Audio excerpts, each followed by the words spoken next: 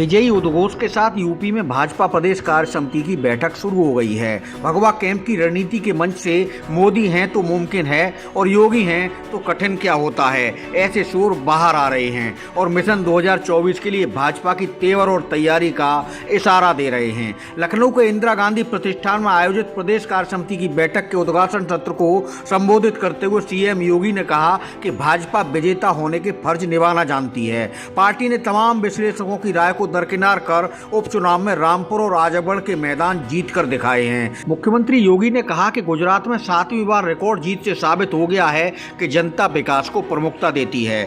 जनता ने परिवारवाद को नकार दिया है। प्रधानमंत्री नरेंद्र मोदी की प्रशंसा करते हुए उन्होंने कहा कि आज पूरी दुनिया कौतूहल और आश्चर्य की नजर से भारत की तरफ देख रही है। G20 सम्मेलन की अध्यक्षता भारत कर रहा है। यह सब दिखाता है कि पीएम मोदी की लीडरशिप में भारत दुनिया का नेतृत्व कर रहा है। मोदी है तो मुमकिन है अब वैश्विक मंत्र बन गया है। उन्होंने कहा कि हम लोग 2022 में आयोजित कार्य समिति में नए संकल्प के साथ आगे बढ़े थे।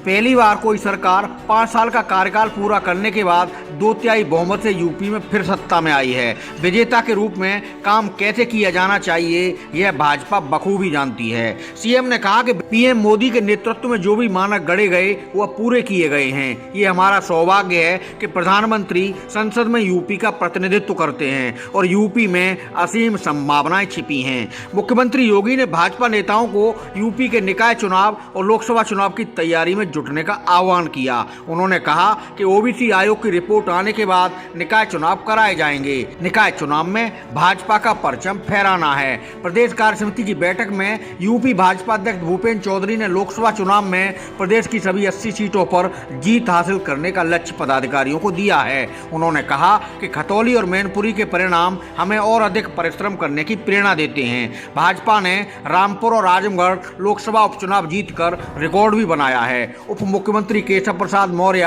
ब्रजेश पाठक, प्रदेश अध्यक्ष भूपेंद्र चौधरी, पूर्व उप मुख्यमंत्री दिनेश शर्मा, पूर्व प्रदेश अध्यक्ष विनय कटियार, केंद्रीय मंत्री महेंद्रनाथ पांडे, संजीव बालियान, साध्वी निरंजन ज्योति, सह प्रभारी संजीव चौरसिया, सुनील भाई ओझा, राष्ट्रीय उपाध्यक्ष रेखा वर्मा, राष्ट्रीय मंत्री हरीश द्विवेदी और पूर्व प्रदेश अध्यक्ष स्वतंत्र देव सिंह कार्य समिति में मंच पर मौजूद नजर आए हैं। भाजपा कार्य समिति की बैठक में औद्योगिक विकास मंत्री नंदगोपाल गुप्ता नंदी सहित राज्य के मंत्री और संगठन से जुड़े चेहरे प्रमुखता से भाग ले रहे हैं।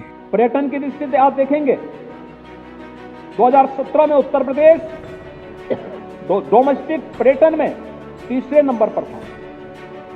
आज नंबर 1 पर है और नंबर 1 और नंबर 2 के बीच में बड़ा गैप आ चुका है।